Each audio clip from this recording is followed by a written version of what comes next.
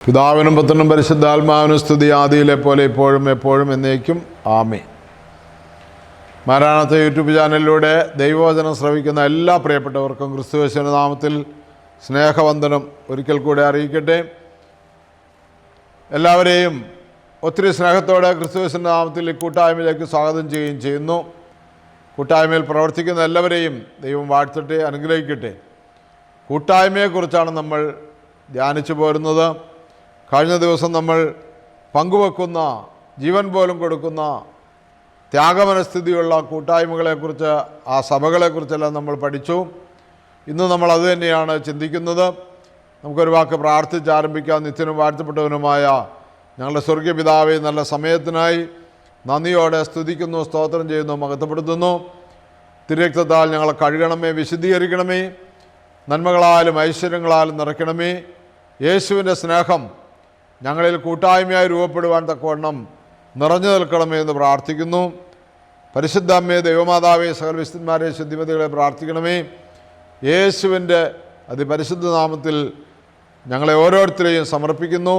കൃപയോടെ അടിയങ്ങളുടെ പ്രാർത്ഥന കേട്ട് ഉത്തരം തരുമാറാകണമേ. ആമീൻ. ഹല്ലേലൂയ. പ്രിയമുള്ളവരെ, ത്യാഗപൂർണമായ പങ്കുവെക്കലും കഷ്ടതയിൽ കൂട്ടുചേർന്നൊക്കെ നമ്മൾ വായിച്ചു കേട്ടു. യോഹന്നാൻ എഴുതിയ മൂന്നാമത്തെ ലേഖനം ഒരു കുഞ്ഞു ലേഖനമാണ്. അതിൻ്റെ 5-ാമത്തെ വാക്യം ഇങ്ങനെയാണ് പറയുന്നത്: വത്സലഭാജനമേ, നീ സഹോദരർക്ക് വേണ്ടി, പ്രത്യേകിച്ച് അപരിചിതർക്ക് വേണ്ടി ചെയ്യുന്നതെല്ലാം വിശ്വാസത്തിന് യോജിച്ച പ്രവൃത്തികളാണ്. അതിഥി മര്യാദ വിശ്വാസത്തിന് യോജിച്ച ഒരു പ്രവൃത്തിയാണ്. നമ്മൾ ലൂക്കോസിൻ്റെ സുവിശേഷം 24-ാമത്തെ അധ്യായം വായിക്കുമ്പോൾ എമ്മാവൂസിലേക്ക് പോയ 2 ശിഷ്യന്മാരുടെ കൂടെ യേശുക്രിസ്തു യാത്ര ചെയ്യുന്നത്, ഉയർത്തെഴുന്നേറ്റ യേശുക്രിസ്തു ആ ശിഷ്യന്മാരുടെ കൂടെ യാത്ര ചെയ്യുന്നത് നമുക്ക് കാണാനായിട്ട് കഴിയും. യേശുക്രിസ്തുവുമായിട്ട് അവർ ഒരുപാട് കാര്യങ്ങൾ, അന്ന് ജെറുസലേമിൽ നടന്ന കാര്യങ്ങളൊക്കെയും അവർ സംസാരിക്കുന്നുണ്ട്.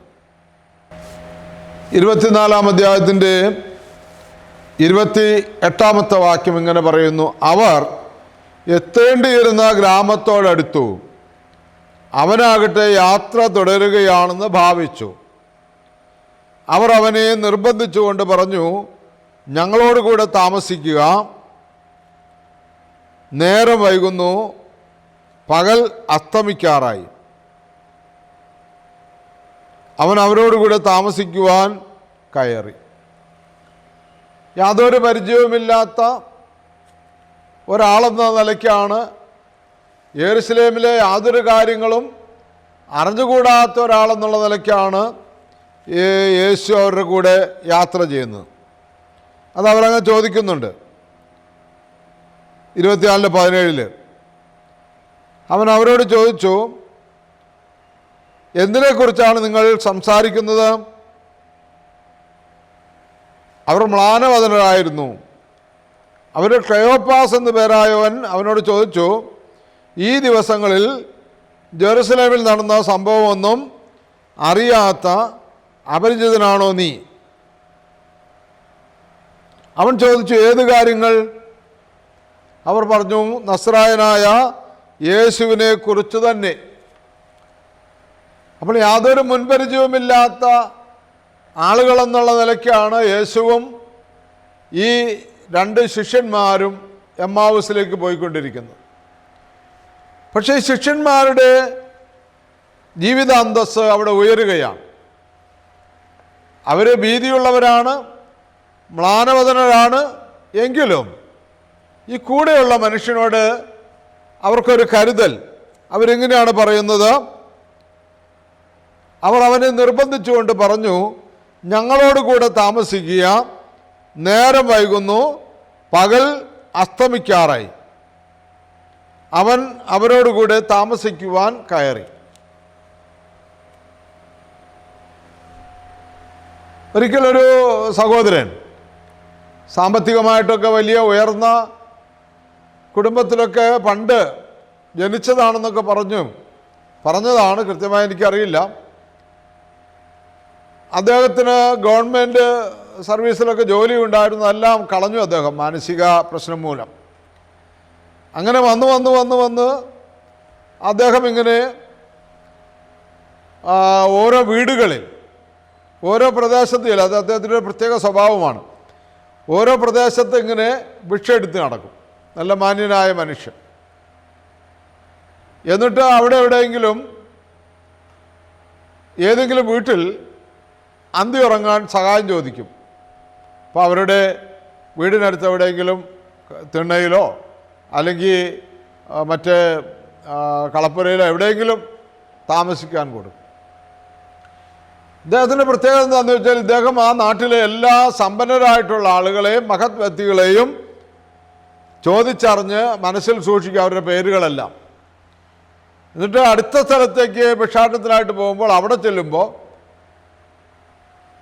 ഇന്ന നാട്ടിൽ ഇന്ന ആളുകളൊക്കെ ഉണ്ട്, ഇന്നതുപോലെയാണെന്നൊക്കെ സംസാരിക്കും. അങ്ങനെ ഇയാളുടെ സംസാരം കൊണ്ടാണ് പ്രിയമുള്ളവരെ ഇദ്ദേഹത്തിൻ്റെ അന്തസ്സും ആഭിജാത്യമൊക്കെ സംസാരത്തിൽ നിന്ന് മനസ്സിലാക്കി ഇദ്ദേഹത്തെ എല്ലാവരും ഹെൽപ്പ് ചെയ്യുമായിരുന്നു. അദ്ദേഹം എൻ്റെ അടുത്ത് വരുമ്പോൾ അതിപ്പോൾ സാധ്യമല്ല. കാരണം എന്താണ്? ഇപ്പോൾ നിയമങ്ങളൊക്കെ മാറി. കടത്തിണ്ണകളിലോ വീടുകളിലെ വരാന്തയിലൊക്കെ അന്തി ഉറങ്ങാൻ ആരും സമ്മതിക്കുന്നില്ല.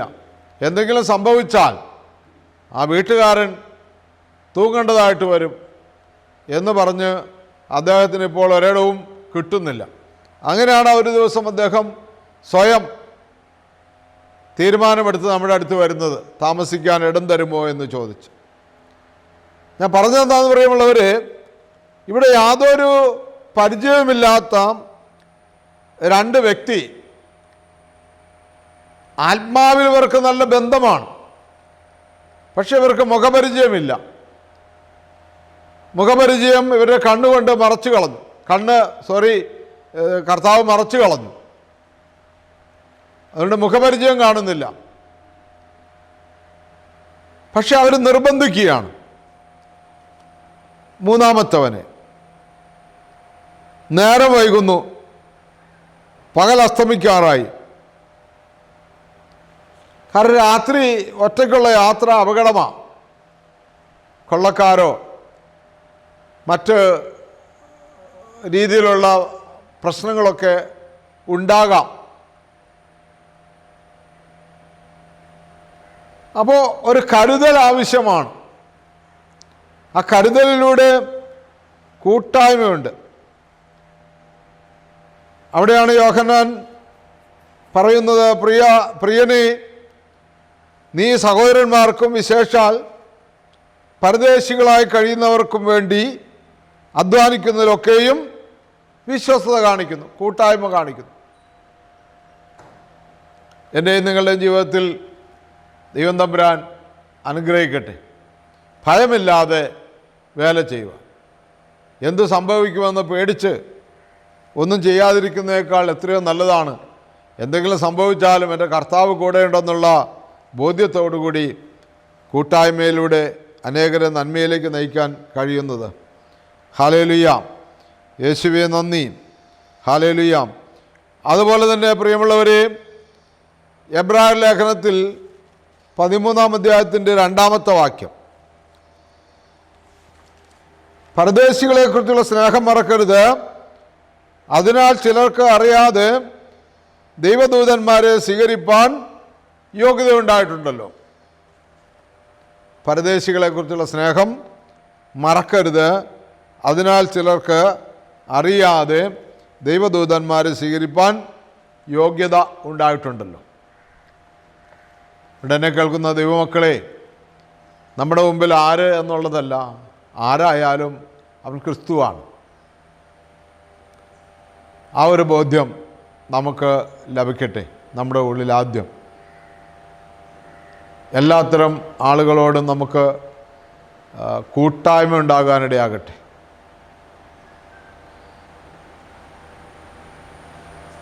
മനസ്സിൻ്റെ ഉള്ളിലിരിക്കുന്ന ആ സങ്കുചിത്വം നീങ്ങിപ്പോകട്ടെ. ഇടുങ്ങിയ ചിന്തകളെല്ലാം മാറി വിശാല മനസ്സുള്ളവരായി തീരട്ടെ. പ്രാർത്ഥിക്കാം.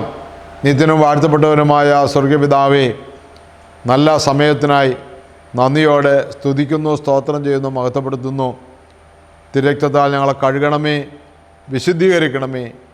നന്മകളാലും ഐശ്വര്യങ്ങളാലും അനുഗ്രഹങ്ങളാലും നിറയ്ക്കണമേ. കൂട്ടായ്മ കാണിക്കുവാൻ, ഭയമില്ലാതെ ചേർന്ന് നിൽക്കുവാൻ, അറപ്പോ വെറുപ്പോ ഇല്ലാതെ ചേർന്ന് നിൽക്കുവാൻ കൃപ നൽകണമേ. യേശുവിൻ്റെ പരിശുദ്ധ നാമം മഹത്വപ്പെടട്ടെ. ആമേൻ. പ്രിയമുള്ളവരെ, ഈ ശുശ്രൂഷ നിങ്ങൾ ഷെയർ ചെയ്യണം, സബ്സ്ക്രൈബ് ചെയ്യണം. അനേകർക്കത് പങ്കുപറ്റാൻ തക്കവണ്ണം ഇടയാകണം. ഇവിടെ നടക്കുന്ന ധ്യാനത്തിലൊക്കെ നിങ്ങൾ വന്ന് പങ്കെടുത്ത് ഒരു പുതിയ ചൈതന്യം യേശു ക്രിസ്തുവിൽ നമ്മളിൽ രൂപപ്പെടാൻ നിങ്ങൾ പ്രയത്നിക്കണം. നിങ്ങളെ പരിശുദ്ധാത്മാവ് സഹായിക്കട്ടെ, നയിക്കട്ടെ. ദൈവസ്നേഹം നിങ്ങളെ നിർബന്ധിക്കട്ടെ. ഇപ്പോഴും എപ്പോഴും എന്നേക്കും. ആമേൻ.